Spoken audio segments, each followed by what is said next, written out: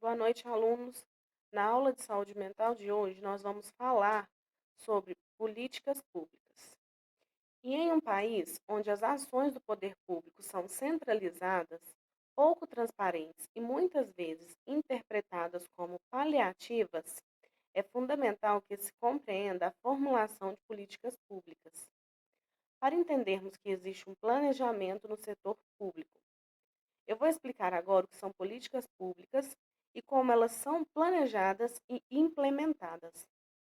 Vamos lá então. Políticas públicas. O que são e para que elas servem? Vamos lá.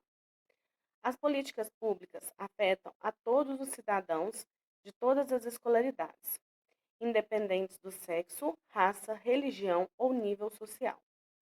Com o aprofundamento e a expansão da democracia, as responsabilidades do representante popular se diversificam.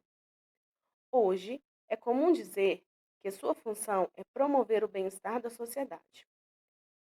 O bem-estar da sociedade está relacionado a ações bem desenvolvidas e a sua execução em áreas como saúde, educação, meio ambiente, habitação, assistência social, lazer, transporte e segurança. Ou seja, deve-se contemplar a qualidade de vida como um todo. Então, é a partir desse princípio, né, que para atingir resultados satisfatórios em diferentes áreas, temos que entender o que são essas políticas públicas, tá? Políticas públicas, então, são um conjunto de programas, ações e decisões tomadas por governantes nacionais, estaduais ou municipais, com a participação direta ou indireta de entes públicos ou privados, que visam assegurar determinado direito de cidadania para vários grupos da sociedade ou para determinado segmento social, cultural, étnico ou econômico, ou seja, correspondem a direitos assegurados na Constituição. Um programa da prefeitura que esteja beneficiando o seu bairro, por exemplo, é uma política pública. A educação, a saúde, o meio ambiente, a água são direitos universais. Assim, para assegurá-los e promovê-los, estão constituídas pela Constituição Federal as políticas públicas de educação e saúde, por exemplo. Então, vamos observar agora que eh, o conceito de políticas públicas pode possuir dois sentidos diferentes. No sentido político, encara-se a política pública como um processo de decisão em que há naturalmente conflitos de interesses. Por meio das políticas públicas, o governo decide o que vai fazer ou não fazer. O segundo sentido se dá do ponto de vista administrativo. As políticas públicas são um conjunto de projetos, programas e atividades realizadas pelo governo. Uma política pública pode ser parte de uma política de Estado ou uma política de governo. Vale a pena entender essa diferença. A política de Estado é toda política que, independente do governo e do governante, deve ser realizada, porque é amparada pela Constituição. Já a política de governo pode depender da alternância do poder. Cada governo tem os seus projetos, que por sua vez se transformam em políticas públicas.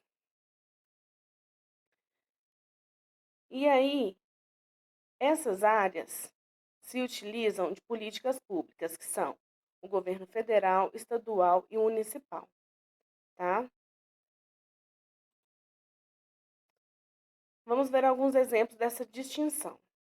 É muito comum ouvir que a política externa, por exemplo, do país deve ser uma política de Estado, ou seja, uma política orientada por ideais que transcendem governos e se mantém no longo prazo. Políticas públicas eficientes, que têm continuidade de um governo para outro, podem se transformar em uma política de Estado. Um possível exemplo disso é o programa Bolsa Família, criado e expandido em um governo cujos bons resultados levaram outros governos a transformar o programa em política de Estado. Isso foi no ano de 2014. A ideia seria incorporar o programa à Lei Orgânica da Assistência Social. Às vezes podemos falar aqui, né, no curso de vocês, de algumas coisas que vocês ainda não têm conhecimento, tá? Por exemplo, Lei Orgânica da Assistência Social, políticas públicas, conferências, tá? Mas a gente vai tirando algumas dúvidas, assim que elas forem surgindo, tá bom? Então anotem as suas dúvidas e depois podem mandar, tá? É, no final da aula, no final do grupo, podem mandar aqui para a gente tirar as dúvidas.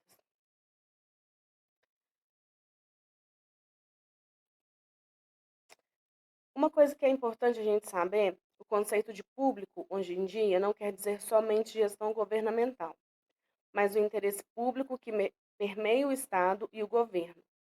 Primeiro setor seria esse, a iniciativa privada, o segundo setor, e as diversas organizações da sociedade civil seriam o terceiro setor, tá?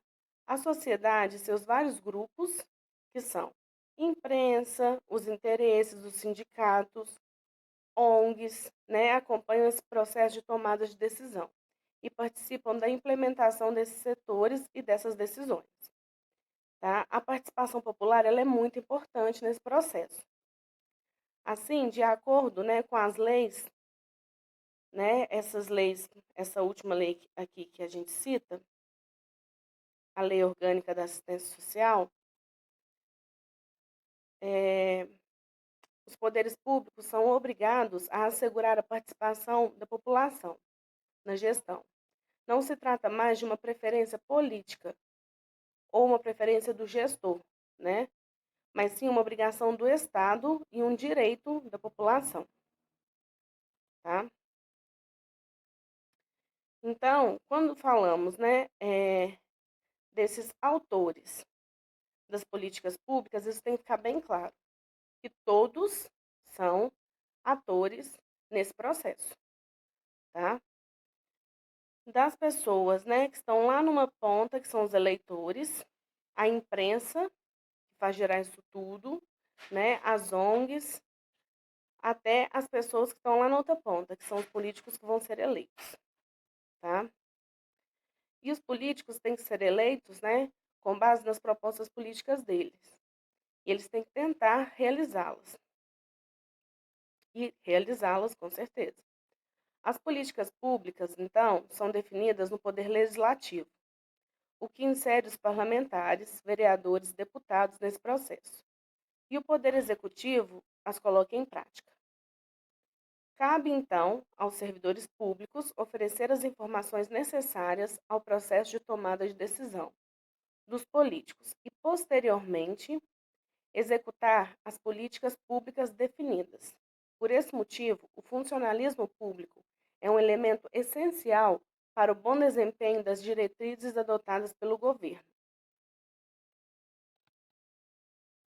Agora que eu acredito, né, que esses atores ficaram claros para vocês, vamos poder dividir as políticas públicas em dois grupos, os estatais e os privados. Os estatais são aqueles que exercem funções públicas no Estado. Já os privados não possuem vínculo direto com a estrutura administrativa do Estado, mas trazem demandas a eles. Tá? A iniciativa da formulação das políticas públicas geralmente vem dos poderes executivos ou legislativos, separadas ou conjuntas, ok? Mas elas surgem a partir de demandas e propostas da sociedade. A participação da sociedade na formulação, acompanhamento e avaliação das políticas públicas, em alguns casos, é assegurada na própria lei que as institui. No caso da educação e da saúde, a sociedade participa ativamente mediante os conselhos em nível municipal, estadual e federal.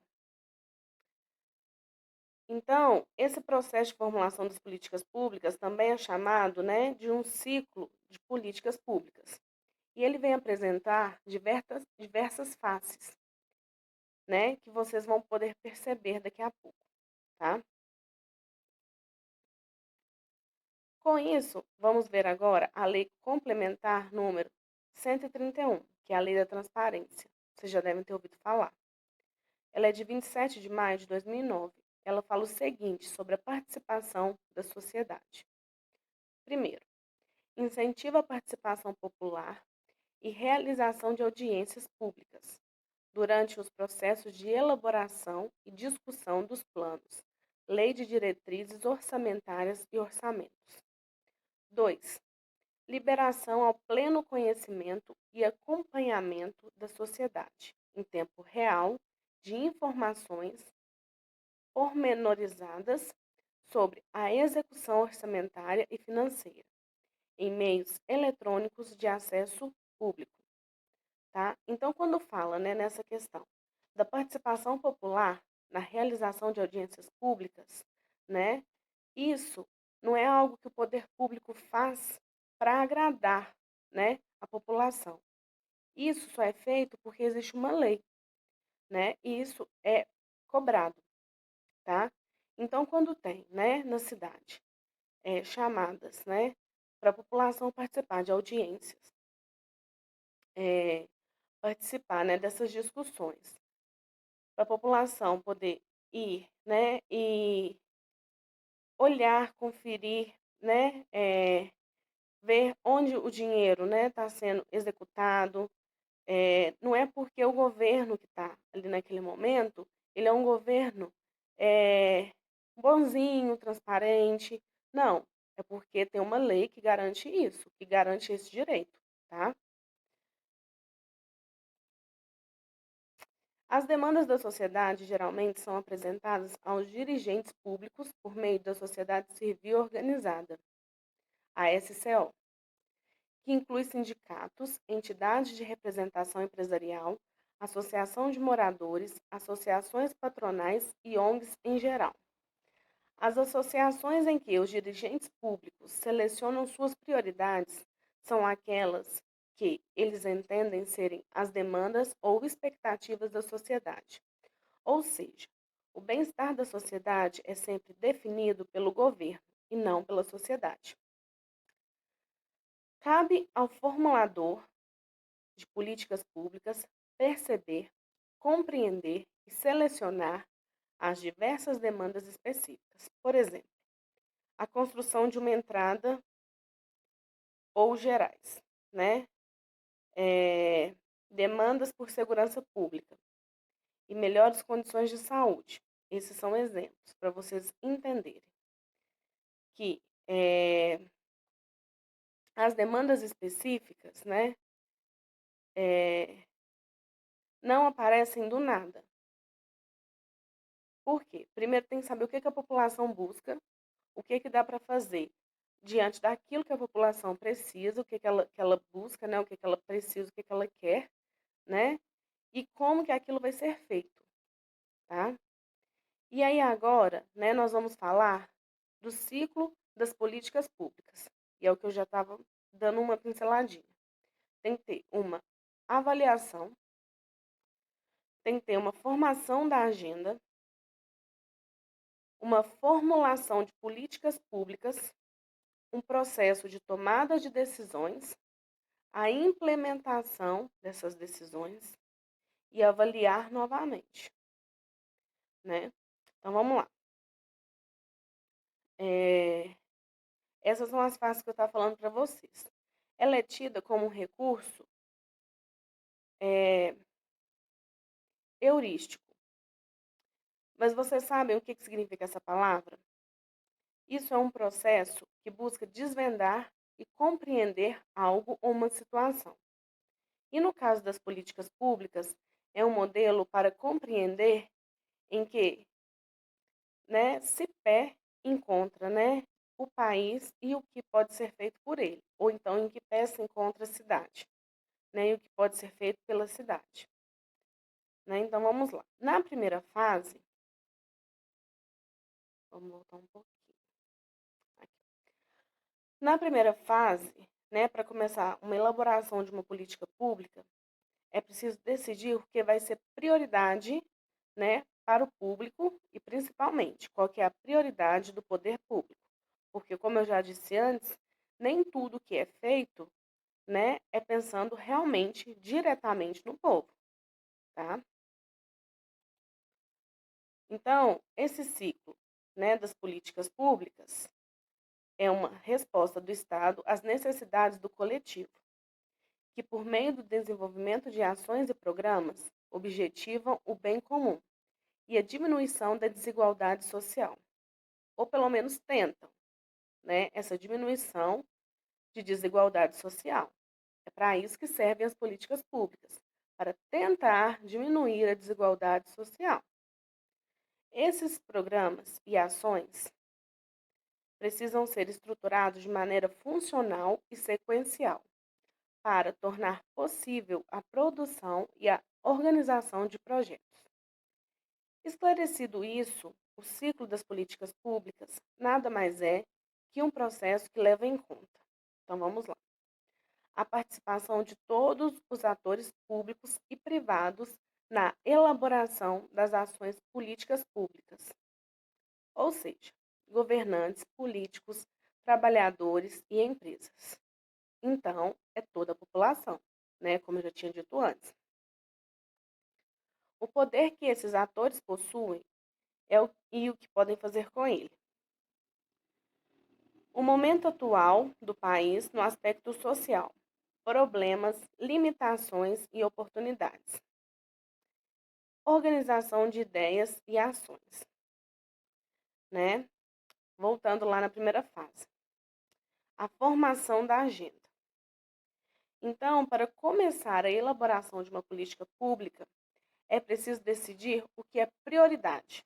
Isso tem que ficar claro para vocês. Mas essa prioridade é para o poder público.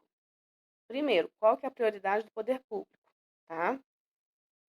A fase dessa agenda caracteriza-se pelo planejamento, que consiste em perceber os problemas existentes que merecem maior atenção. Então, essa percepção precisa ser consistente com o cenário real em que a população se encontra, né? São analisados nessa fase a existência de dados que mostram a condição de determinada situação, a emergência e os recursos disponíveis, né? Um pouquinho atrás a gente deu uma pincelada nisso, tá? Porque mesmo que a população precise de algo, tem que ver se tem recurso para fazê-lo, né? E tem que ver se é necessário, se é urgente fazer aquilo naquele momento, tá? O reconhecimento dos programas que precisam ser solucionados de imediato ganham espaço na agência governamental. Entretanto, nem tudo que está na agenda será solucionado imediatamente. Saiba que o planejamento é flexível e que a viabilização de projetos depende de alguns fatores. Vamos ver esses fatores logo aqui embaixo. Por exemplo, avaliação do custo-benefício. Se o custo daquele projeto realmente vai beneficiar a população e esse custo-benefício vai compensar, né? Estudo do cenário local e as suas necessidades. Se aquele projeto vai realmente servir para aquele cenário, para aquele local e se é necessário naquele local. Recursos disponíveis. Você tem realmente o recurso para ser aplicado naquilo. A urgência que o problema pode tomar por uma provável mobilização social, né? Se não for feito, o que que a mobilização, né, das pessoas em volta pode provocar, né? É urgente esse problema? Ou ele pode esperar, né? E se é uma necessidade política? E aí eu coloquei por último aqui, mas não é bem assim não. Deixando claro que a necessidade política é um dos primeiros lá em cima, tá? Vamos lá. Na segunda fase, né, é a formulação da política. Então, vamos lá. É a fase da apresentação de soluções alternativas. É o momento em que deve ser definido o objetivo da política. Quais serão os programas desenvolvidos, as linhas de ação, né? Pois esse processo se avaliam as causas e são avaliadas prováveis alternativas para minimizar ou eliminar o problema em questão. Portanto, a segunda etapa é caracterizada pelo detalhamento das alternativas já definidas na agenda. Organizam-se as ideias, alocam-se os recursos e recorrem-se à opinião de especialistas para estabelecer os objetivos e resultados que querem alcançar com as estratégias que são criadas. Nesse ponto, os autores criam suas próprias propostas e planos e as defendem individualmente. Então, né, essa segunda etapa, ela é importante porque é, nela, né, vão ver se naquele local, né, é, a proposta vai realmente resolver o problema ou se ela vai ser algo paliativo, se vai minimizar, né? Então, é feito um estudo, tá? Essa segunda fase é muito importante por causa disso. A terceira fase desse processo, né, é a tomada de decisão. Então, depois de todas as alternativas avaliadas, se compensa se o custo-benefício, né, realmente vai valer o projeto, se aquele local, né, é adequado para tal projeto, se a população vai aderir, né, se é interessante para o poder público. Então, depois de todas as alternativas avaliadas, na terceira fase se define qual será o curso da ação adotada. São definidos os recursos e o prazo temporal da ação política. Então, ele tem um prazo para acontecer, né? Na quarta fase, a implementação da política. É o momento em que o planejamento e a escolha são transformados em atos. É quando se parte para a prática. E o planejamento ligado à organização é transformado em ação. Então, tudo que estava sendo falado sai do papel e começa a ser feito de fato. São direcionados recursos financeiros, tecnológicos, materiais e humanos para executar essa política.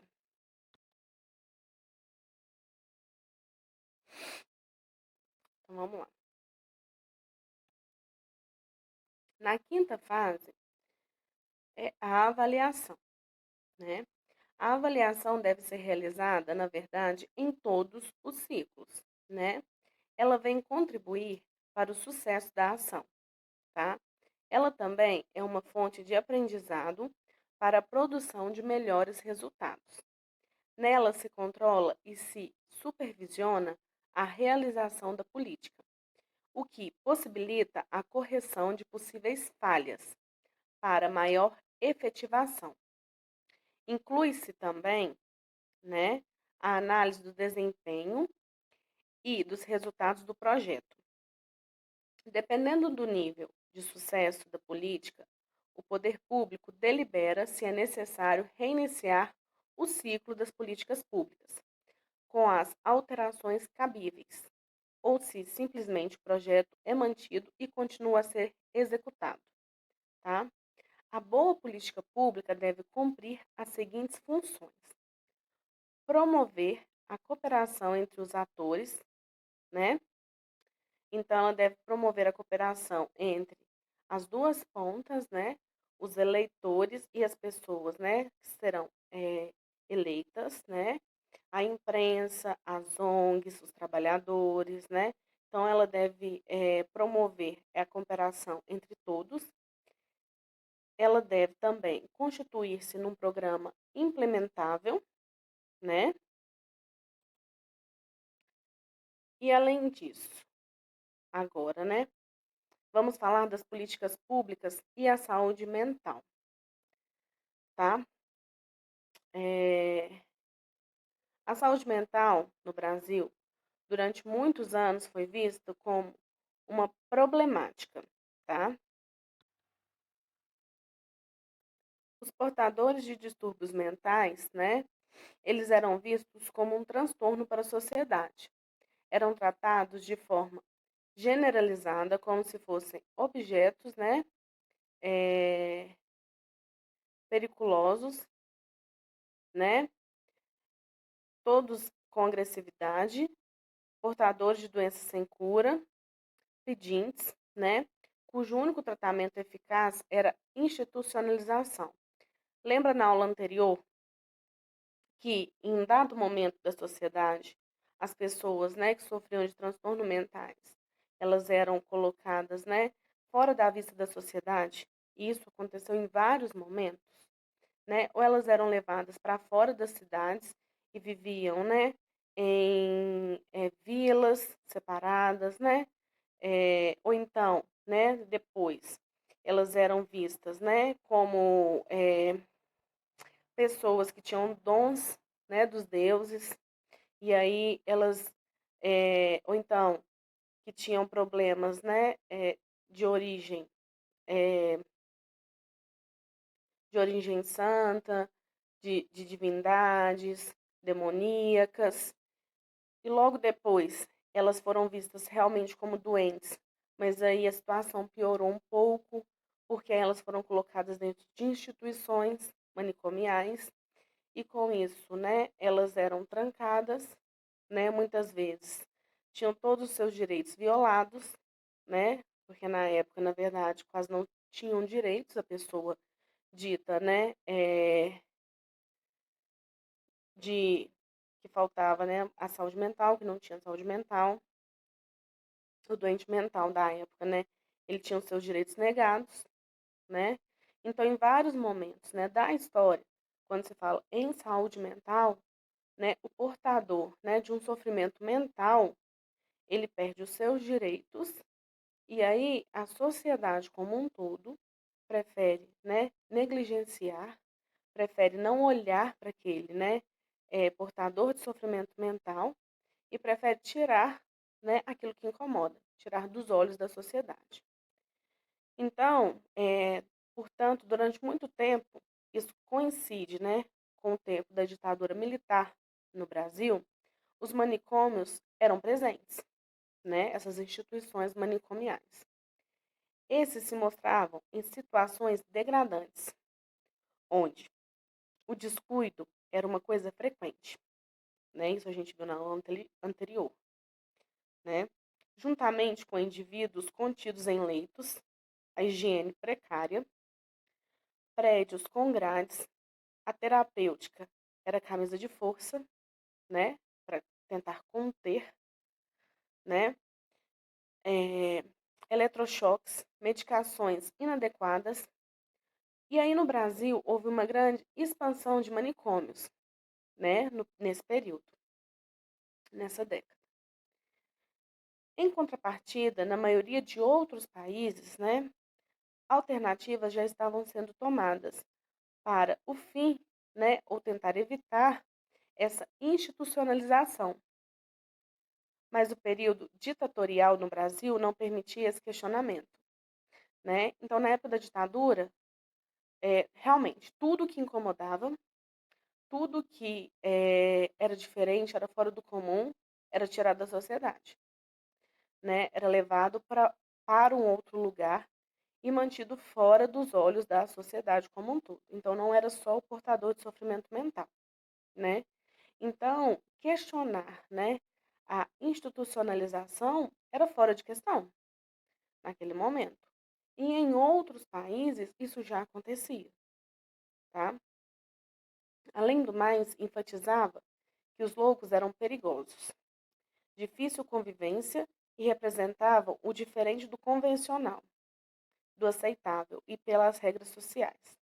Por isso, fazia-se necessário segregá-lo, sequestrá-lo e caçar seus direitos civis, submetendo-o à tutela do Estado, né?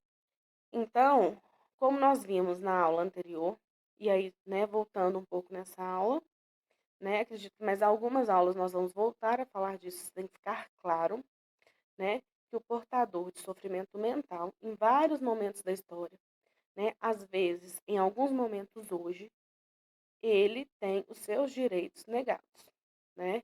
Ele perde, né, esse direito de ser tratado como uma pessoa, tá?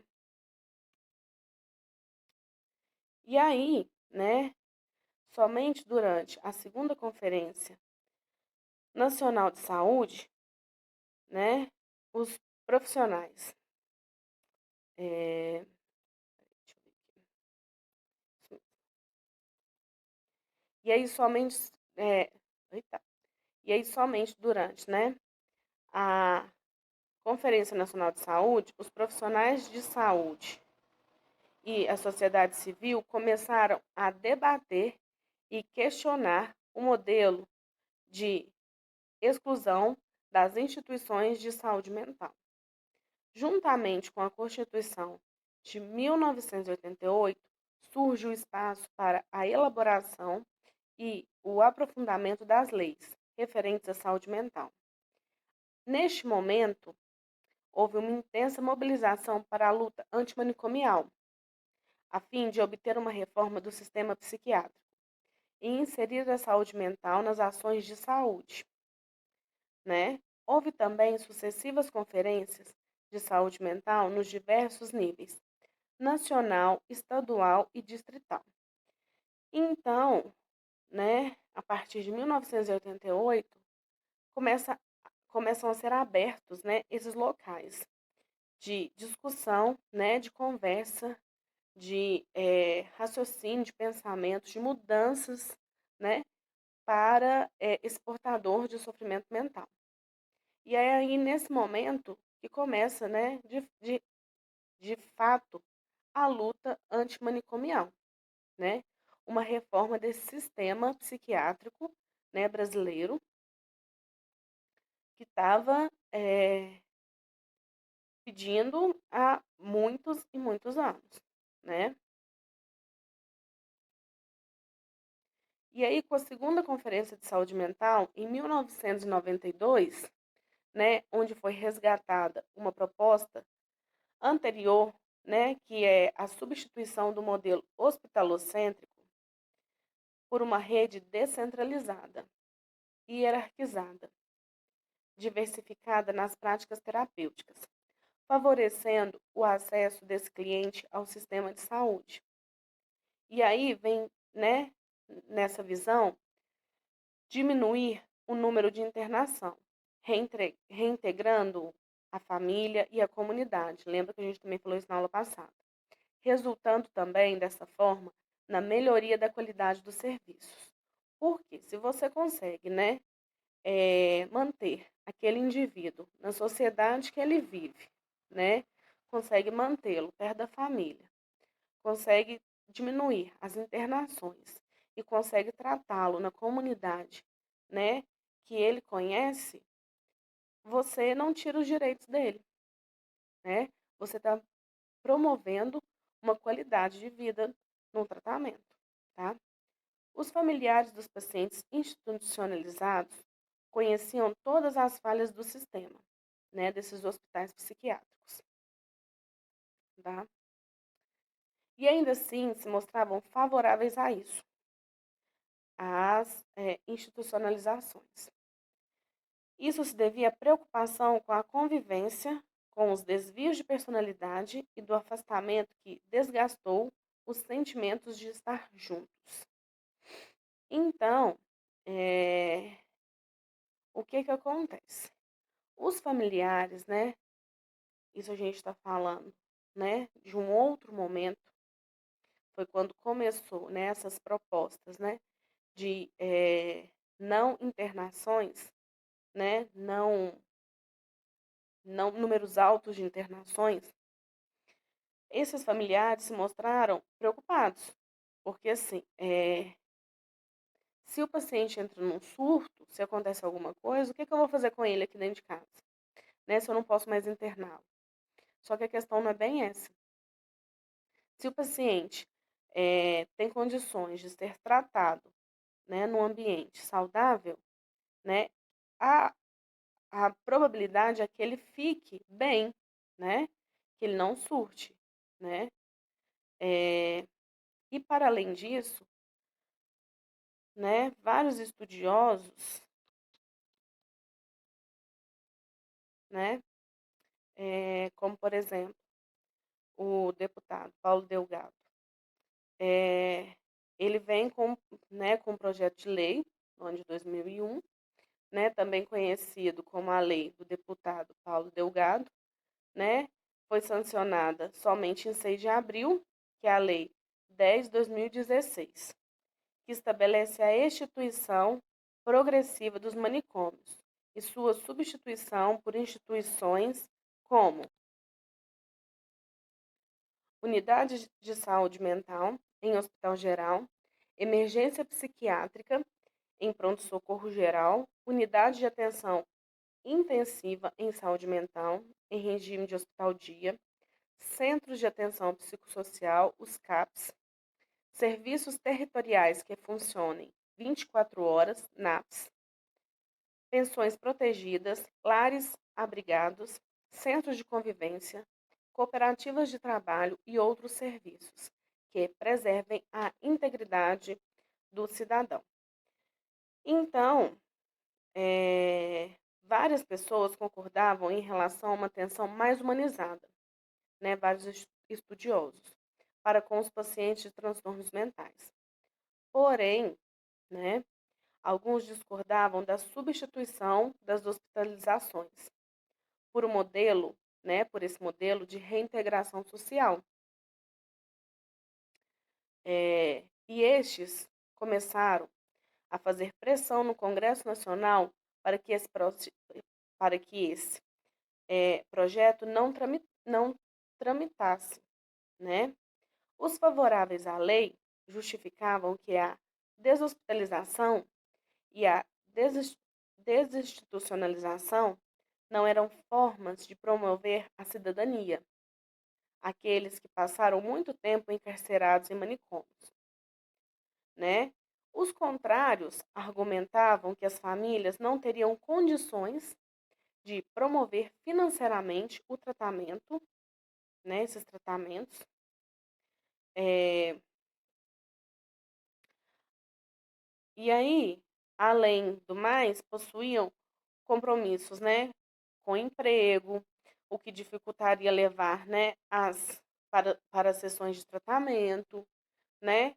Porém, os que eram contrários, as pessoas contrárias a essa lei, né, na verdade, estavam preocupados com a diminuição dos lucros gerados pelo encarceramento dessas pessoas ditas loucas, né? E os familiares desses pacientes, como eu já disse, conheciam todas as falhas do sistema e ainda assim se mostravam favoráveis, né, com essas hospitalizações. Isso se devia à preocupação com a convivência, desvio de personalidade e o afastamento, né? Porque sem o afastamento, sem o convívio, eles não tinham mais o vínculo, né?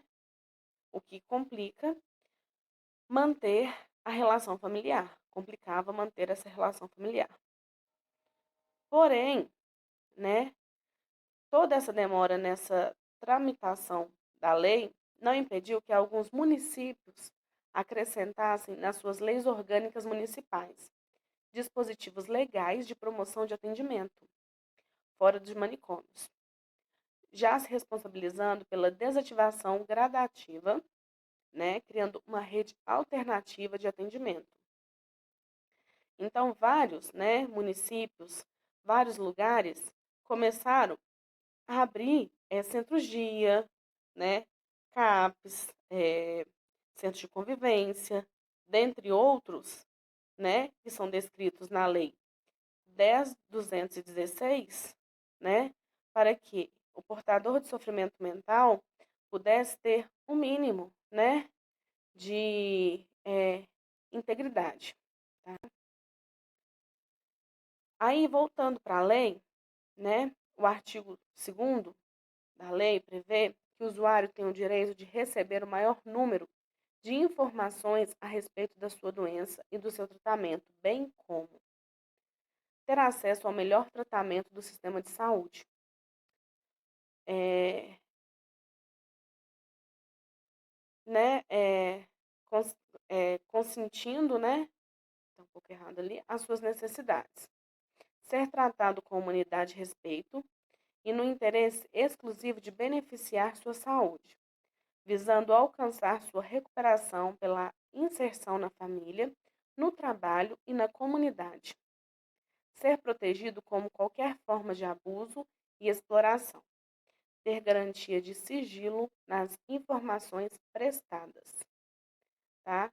Ter livre acesso aos meios de comunicação disponíveis. Ter direito à presença médica em qualquer tempo, para esclarecer a necessidade ou sua hospitalização involuntária. Receber o maior número de informações a respeito de sua doença e de seu tratamento. Ser tratado em ambiente terapêutico pelos meios menos invasíveis possíveis. Ser tratado preferencialmente em serviços comunitários de saúde mental, tá? É, e aí, vamos voltar um pouco aqui. Outro ponto importante dessa lei, que a gente deve destacar, né, e prestar muita atenção nisso, tá? É que a mesma lei proíbe a construção de novos hospitais psiquiátricos, bem como a contratação de leitos psiquiátricos pelo poder público, tá?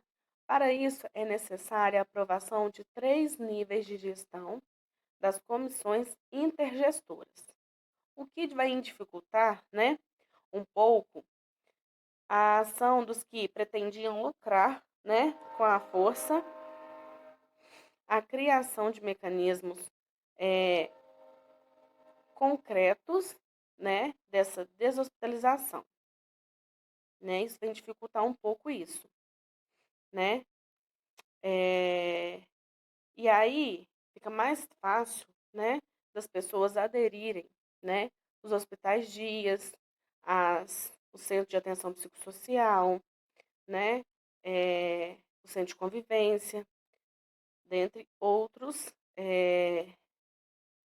instituições abertos, né, nessa, nesse projeto, tá? E aí a internação, não é que não possa internar mais, pode, mas ela só poderá ocorrer quando os recursos extra-hospitalares forem insuficientes.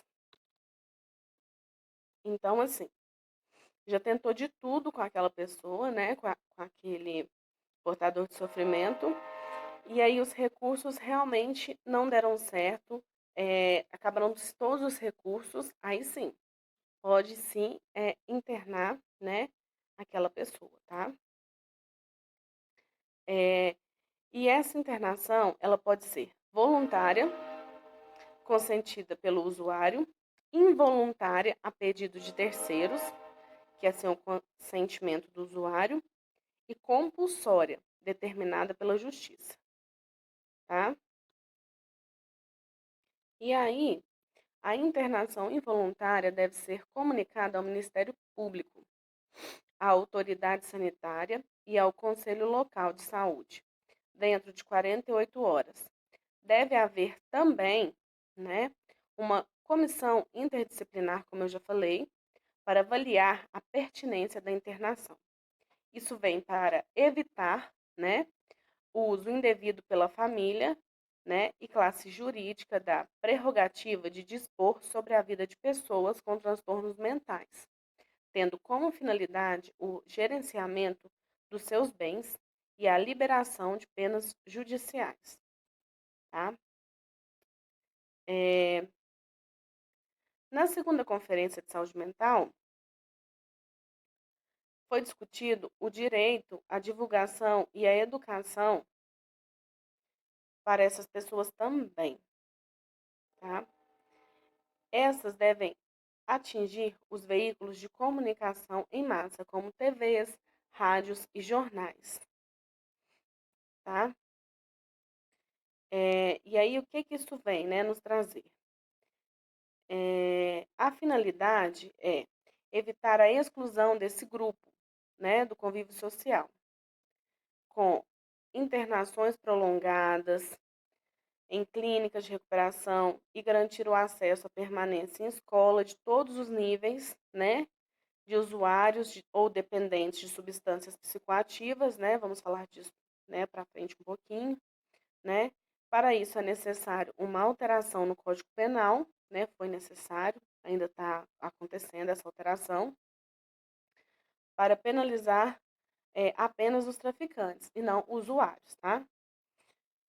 É, deve ser feito também, né, um debate sobre os problemas das drogas, a fim de minimizar as notícias distorcidas. Há também a defesa da descriminalização do usuário e dependente de drogas, recusando os procedimentos penais e apoiando os encaminhamentos para assistência à saúde. E aí vem a questão da propaganda de fumo, né, do cigarro, álcool, agrotóxicos e medicamentos que, né, deve ser limitado ou eliminado dos meios de comunicação. Se vocês começarem a perceber, já quase não tem propagandas nesse modelo mais, tá? Agora nós vamos dar uma pinceladinha, no finalzinho agora da aula, sobre o movimento da reforma psiquiátrica, que defendeu as modificações na CLT, que é a consolidação das leis do trabalho nos estatutos dos funcionários públicos municipais, estaduais e federais, com o intuito de preservar a saúde mental da classe trabalhadora, como, né, a diminuição da jornada de trabalho, que foram as folgas e férias, né, vem diminuir a, o tempo, né, de trabalho no período de acordo com as atividades que a pessoa faz, né, tem o descanso durante a jornada cotidiana, que são os intervalos que deverão ser, né, em número e duração suficiente para as finalidades.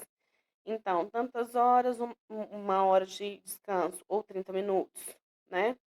Diversificação das atividades, atividades reconhecidas, desgastantes do ponto de vista psíquico. Aí vamos falar, né, do comitê da CIPA, tá? Comitê de Saúde ou Comissão Interna de Prevenção de Acidentes, né? A CIPA vem, né, para a prevenção da fadiga mental, né? Sempre que ela é solicitada pelos trabalhadores através de sindicatos, comissões de fábricas, né? É, ela vem para prevenir acidentes, tá? Tem a avaliação, né, dos condicionantes de fadiga e tensão psíquica, que é a formação de grupos de avaliação dos condicionantes de fadiga e tensão psíquica, tá?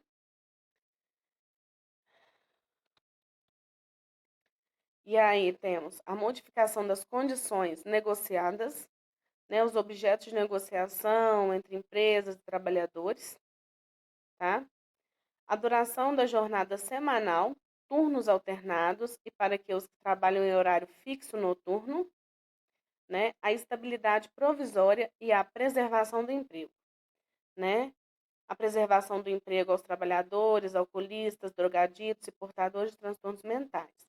Deve ser assegurada com garantia de estabilidade do emprego por 12 meses, após o retorno do trabalho, penalizando-se as empresas e empregadores que desrespeitarem a lei e garantindo que nenhuma dependência cause exclusão no trabalho, tá?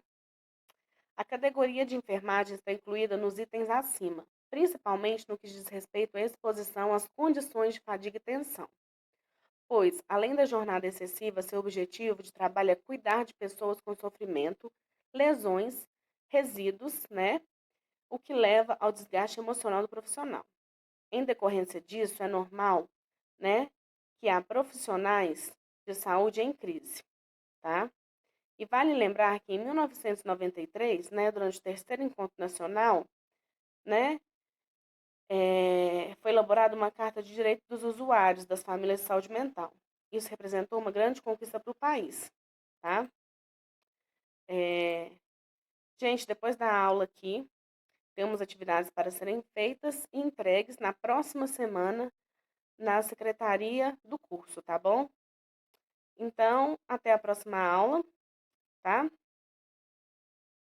Façam as atividades e deixem na secretaria aqui até a próxima semana, ok?